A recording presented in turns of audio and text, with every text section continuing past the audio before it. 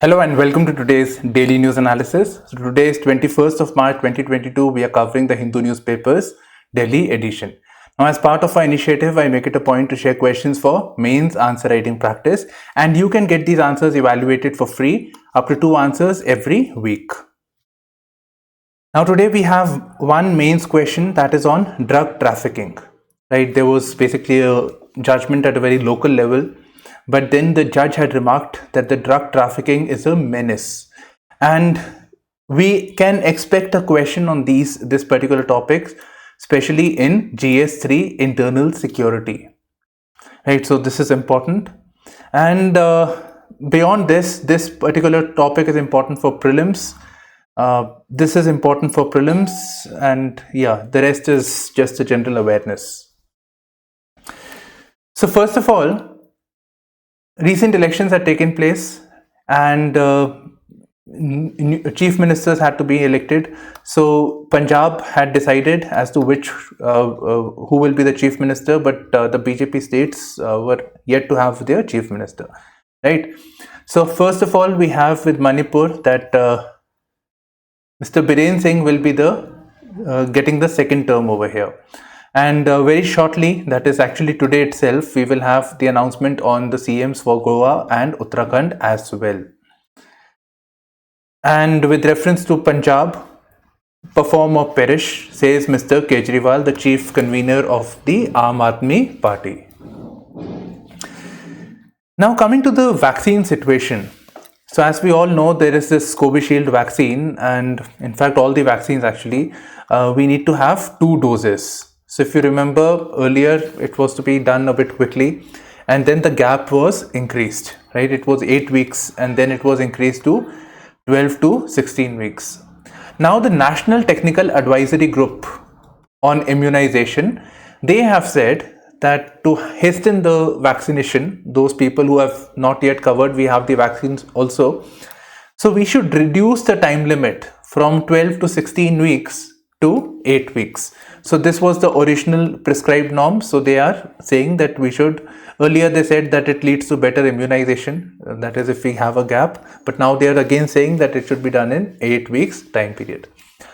Now coming to the National Technical Advisory Group on Immunization, it is basically an institution that is affiliated with the Niti Aayog, and its primary task is to advise the government not just with corona vaccines, but with any vaccination, any immunization drive, including universal immunization program, right? So that is what the this institution does. Now, this pharmaceutical company, very famous one, Sun Pharma, so it was to have an expansion project, and naturally when expansion is going on, it had some issues with environment related clearance. So it was encroaching into the land of the Vedantangal Bird Sanctuary. Right. So this issue was there, and this was being heard at the National Green Tribunal. Now, National Green Tribunal is basically an institution. It's basically a judicial organ. It's a tribunal which looks into the disputes associated with the environment. More specifically, Environment Protection Act. Right, so environment related issues, judicial issues are heard at the National Green Tribunal, and this NGT is a statutory body, that is, it was created by a statute of the Parliament. And they say that, see, you can have your plant, Sun Pharma can operate over here provided you follow certain norms. Don't use banned chemicals. Ensure that the effluents are there, the pollution that is coming, that should be treated, and also recycle the water. So you treat the water effluents are coming, you treat that and reuse that. Don't put the burden on the freshwater resources, natural water resources. Don't put pressure. You already have water, treat it and reuse it. So that is what the NGT would say, which we expected they would say. I don't know how very clearly it has said this. Okay. Now coming to Vedantangal Bird Sanctuary, and now you can see this is a bird sanctuary. It is not national park. Now what you should know is it is located in which state? It is associated with which species? In fact, normally these bird sanctuaries or any sanctuaries, they are associated with a water body also, like a wetland or a river. I couldn't find that.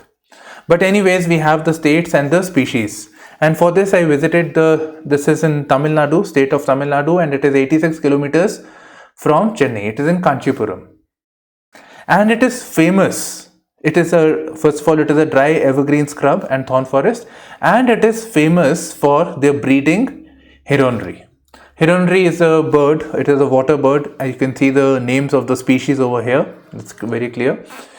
And these are the heron birds, right? So these are the herons, so they have long legged, right? The legs are long, freshwater or coastal.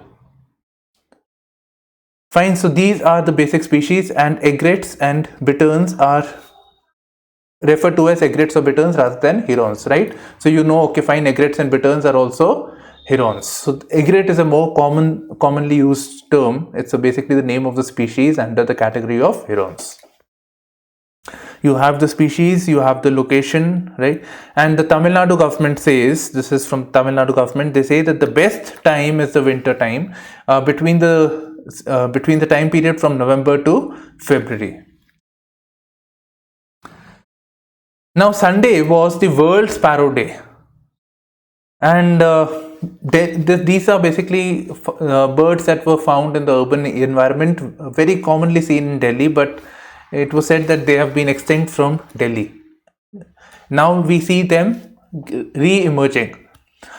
Now because it was endangered, that is why, or it was believed that it is extinct, that is why we have the World Sparrow Day, to have some sort of a framework to protect the sparrows, to have greater awareness on the entire issue.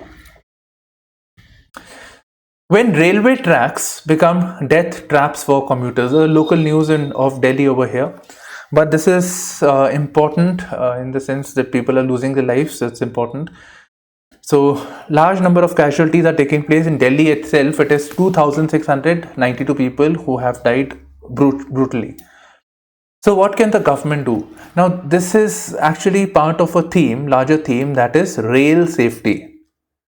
Naturally, rail safety is about train related accidents, but it is also about people who are falling, they get there are accident between the people and the automobile, rail vehicle. So rail safety over here. In fact, recently, there was a video also by the government for the Kavach scheme, that is the true trains do not collide. Okay, now what has the government been doing about this? First of all, to avoid such a situation, foot over bridge has been constructed. So people have to walk over the bridge if they have to cross this line.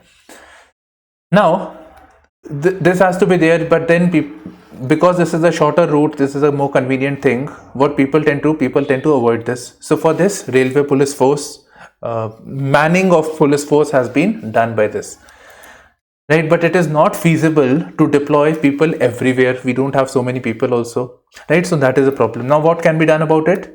Awareness, right? Awareness has to be increased. Drug trafficking, a menace to society. So basically there was this, in the Delhi High Court, a case was being heard with reference to NDPS, right? So somebody was caught with drugs, and they said it is a menace to society and bail shall not be given. So he rejected the bail plea of man with whom 975.5 kg of poppy husk was recovered, right? So huge amount, actually it should never be given. Anyways, now I have this question over here. It's the same thing, same line over here. Trafficking in drugs is a menace to society. Elaborate. Also state the countermeasures needed to deal with this issue. Now, how is it a menace to the society? It is leading to addiction. It is leading to low productivity, morbidity, mortality.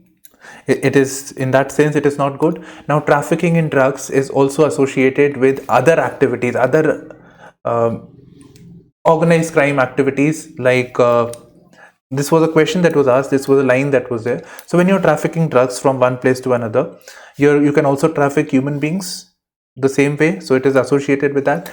Drug trafficking is also associated with money laundering. All the drug related business that is generating, it will generate money. That money has to be legitimized, so money laundering. So it is a menace to society on multiple fronts. So this you have to elaborate. Now what countermeasures need to be taken? So there are two things one needs to consider.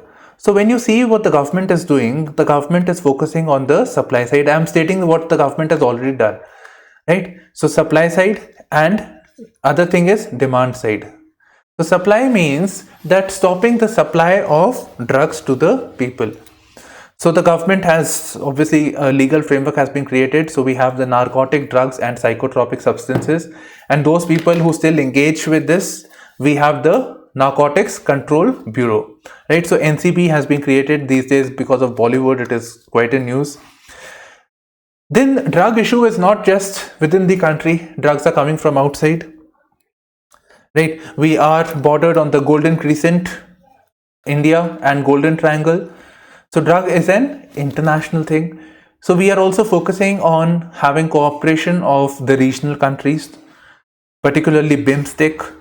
So we are working on having some sort of a framework or cooperation that trafficking in drugs, international trafficking in drugs, does not take place. Beyond this, the PIB says that a fund has been created known as Financial Assistance to States for Narcotics Control, right? So this has been done. And beyond this, National Fund for Drug Abuse has been created, right? So you look at this thing, it is all about demand side, stopping this, supply side. That is, you're stopping the supply of drugs. One has to also focus on demand side, that people do not demand for drugs. So that aspect has to be corrected. And how do you correct that? Awareness, right? Awareness, sensitizing the people, sensitizing as to how it is bad for themselves, for the family, sensitizing this. De-addiction has to be done. People who have gotten addicted, they will keep demanding for drugs. So de-addiction has to be focused upon. In fact, we have de-addiction and rehabilitation centers across several states have that. In fact, the famous one is National Drug Dependence Treatment Center, created at AIIMS. Right? So these are certain things that need to be done to deal with this issue. Mounting pressure. So basically, this is with reference to the Ukraine-Russia crisis that is going on. And let me just, I think, remove Russia over here, Ukraine over here. Let me just write Russia and USA. So pressure is being mounted on India so that they do not agree with Russia on the war. They are not supportive.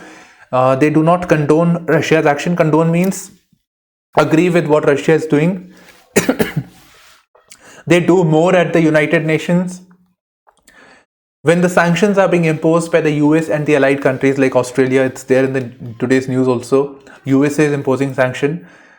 So India should cooperate in that. India should not engage in oil or any other type of action, that trade related activity with Russia. But can India do this?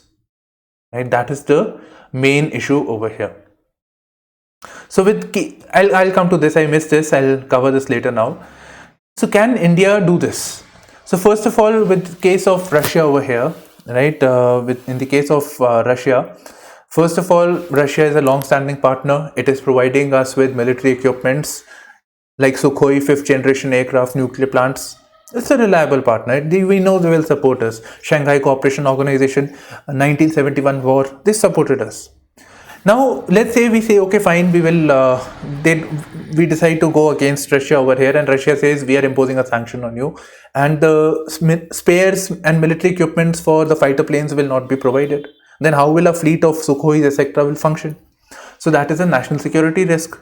And we also expect Russia to support us with reference to China being more assertive and encroaching into our borders. And we have seen with reference to Ukraine that US and allies have not been able to do much over here.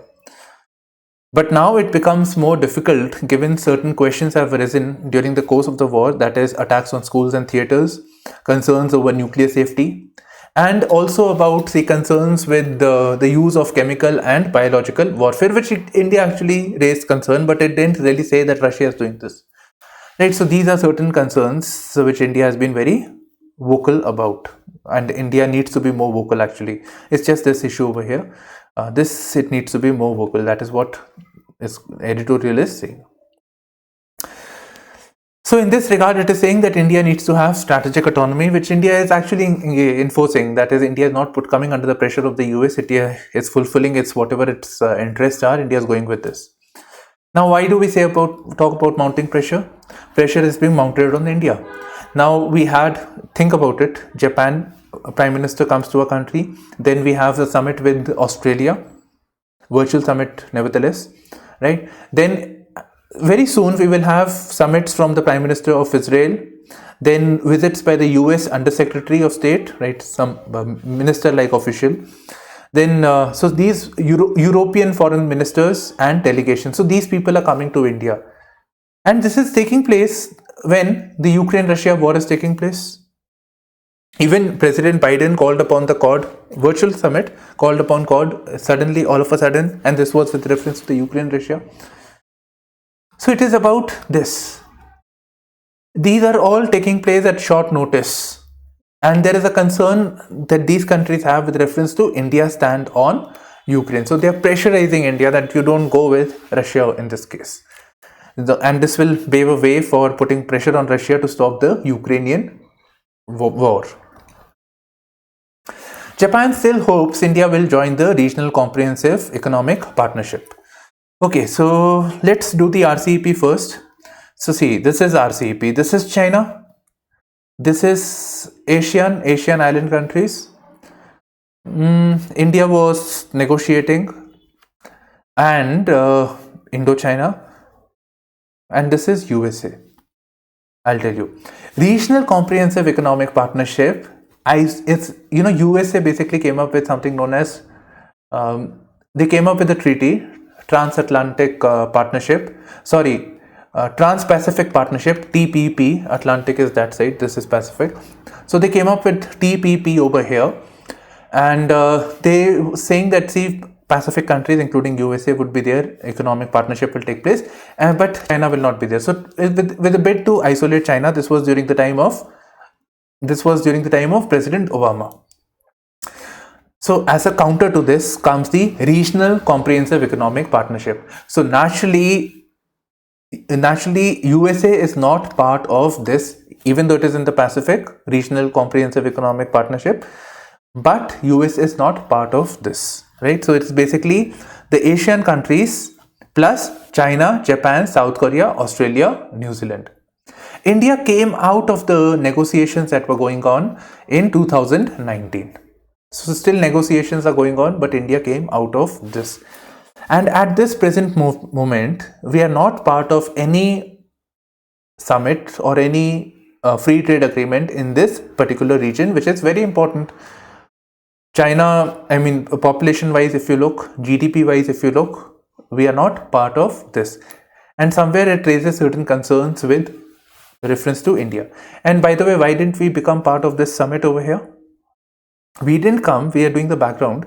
We didn't come because, first of all free trade agreements, they say that we should be better integrated from economic point. So what to do? Tax or tariffs that are there, that should be eliminated altogether, or at best it should be at the same rate and reduced for the member countries, right? So preference should be given to these countries. Then these days there is a concept known as rules of origin. That is country, something that is being produced in this particular block. So it should have the raw materials also coming from this. So imagine if India is not part of this and India wants to be part of the textile. So even if India is exporting the cotton and giving cotton to these countries over here, so they will not get the preferential treatment. So preferential treatment is there when everything from raw material to the end is from that area only, right? Now you can see that India will not get a preference. Indian raw materials, Indian trade, goods, services, they will not get a preference over here. So this is there. So we had a concern basically that since we are not able to reduce the tax, we had a concern that other countries, Asian countries, which are producing a lot, they are the Asian tigers, they are known for their manufacturing capacity. If we do not protect our industries, if we do not raise the barrier of trade, custom duty, etc., then in that case, Chinese will start dumping their products into our country, and it will be detrimental to our industries. And furthermore, what is not mentioned in this article is there was a clause on intellectual property rights. So we have been benefiting out of easier intellectual property regime, especially with reference to pharmaceuticals. So they wanted a more stringent regulation beyond what is given by WTO. So WTO is the agency which looks into the world related trade aspects, and in that there is TRIPS. So they were going beyond TRIPS, and that is why I've written this TRIPS plus. So this goes against a key principle of India, where India wants a preferential intellectual property regime, right? So that is why India came out of this. Now what Japanese cabinet secretary is saying is that since India is not part of the RCEP, it becomes difficult for intensifying trade between India and Japan. Naturally, because preferential treatment is being given here as compared to India, so it becomes difficult for intensification of trade ties. What Japan is recommending is that India should reconsider its decision and look to come back as a founding member of the RCEP. The negotiations are still going on, so India can re-enter this thing. But it's very clear that these are the clauses which India could not break ice with. So these are the issues that will be there, and India will have to compromise on this. Right? So this is what the article talks about. CORD has accepted Indian stand. What Indian stand? Obviously, Indian stand these days is about the Russian-Ukrainian situation. That they understand that India has a good ties with Russia, and India has dependence on Russia. Furthermore, it has a concern with reference to energy security. The fuel prices are increasing, and therefore even Russian oil that is coming to India would benefit, right? So they have taken a soft stand. What the Australian minister is saying, Barry O'Farrell, right? So this is what this article is telling us about. It is saying that the Modi-Morrison dialogue, that is Australian Prime Minister, will provide Canberra an opportunity to press India to increase coordination with other members of the CORD regarding Ukraine. So basically other members of the country have agreed. They are with USA on this thing, and they are in favor of sanctions, and they are not in favor of trade, but India wants trade. They want to have normal ties with Russia, right? So when they say that this is a very soft way of saying that we will put pressure on India to abide with the other CORD members to take action against Russia, right? So this is one dimension of this article. The second dimension is that Australia and India are negotiating on Comprehensive Economic Cooperation Agreement, CECA. So they are working on this area also. Right then, so this basically concludes the session. So thank you for streaming in to IASPrimers with me, Shubhashish. Bye bye, take care, and all the best.